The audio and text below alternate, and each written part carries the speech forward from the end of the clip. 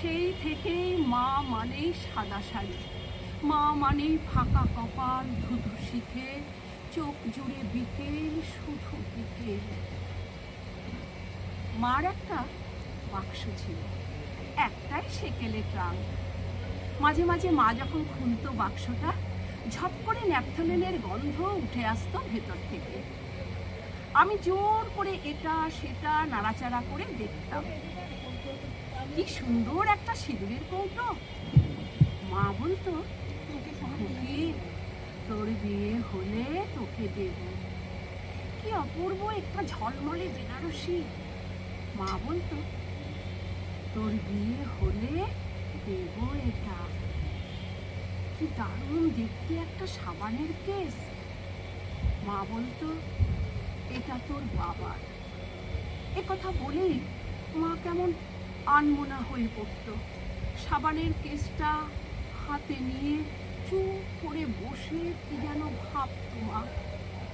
আমি জিজ্ঞাসা করতাম, এটা দেবে না মা? মা হঠাৎ সম্বিত ফিরে পেয়ে দীর্ঘশ্বাস ফেলে বলতো, হ্যাঁ হ্যাঁ মা, এ নিয়ে আমি আর কি করব, তোকে দিয়ে দেব। 51বর্তী কাকা জ্যাঠার সংসারে চোখের জলে মার দিন কাটত। লাঞ্ছনা, গঞ্জনা, অপমান এসব নিয়েই ভাত মাখত আমার মা। আমার সাদা শাড়ির মা, আমার ফাঁকা কপাল, ধুধু শীতের মা, চোখ জুড়ে আষ্টে পেষ্টে বিকেল জড়িয়ে নিয়ে মা। অভাগেরও মাঝে মধ্যে স্বর্গলাভ হয়।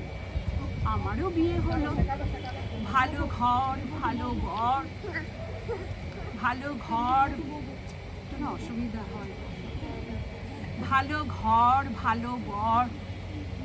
মামারা এসে পাশে দাঁড়িয়েছিল। কাকা জ্যাঠারা যে যার আলাদা বাড়ি করে চলে গিয়েছিল অনেক দূরে, অনেক আগে। বিয়ের সময় সেলাই করে সংসার চালানো আমার মা আমাকে ট্রাঙ্কের সব জিনিস দিয়ে দিয়েছিলেন, কেবল ওই সাবানদানিটা ছাড়া। আমিও চাইনি। একলা ঘরের ছোট্ট তাকে চোখের সামনেই মা রেখে দিয়েছিল সাবানের কেসটা। পাশেই মার ঠাকুরের আসন। জামাই ষষ্ঠীর দিন দুপুরে বেদম খাওয়া দাওয়ার পরে খাটের ওপর আধশোয়া হয়ে আরাম করে জমিয়ে সিগারেট খাচ্ছিল আমার বর। আমি আর মা রান্নাঘরে গল্প করছিলাম। হঠাৎ ঘরে ঢুকে দেখি সাবানের কেসটাকে অ্যাস্ট্রে বানিয়ে তাতে ছাই ফেলছে ও। আমি চকিতে ছুটে গেলাম ওর কাছে, চিৎকার করে বললাম, এ কি করছো তুমি? এ কি করলে তুমি? ও অবাক হয়ে তাকিয়ে রইল আমার দিকে। মা চিৎকার শুনে ঘরে ঢুকে বলল, কি হয়েছে রে, এত চেঁচাচ্ছিস কেন? তারপর দেখলো পুরো দৃশ্যটা। আমার সাদা শাড়ির মা, আমার ফাঁকা কপাল, ধুধু শীতের মা, চোখ জুড়ে হু হু করা বিকেল নিয়ে মা অনেকক্ষণ ধরে দেখলো পুরো দৃশ্যটা। তারপর বলল আনমনে, ও মা, এতে এত রাগারাগির কি আছে? যা, ওরকম করতে নেই। খুকি, এটা তুই এবার নিয়ে যাস, তোকে তো এটা দেবারই কথা ছিল, নিয়ে যাস তুই।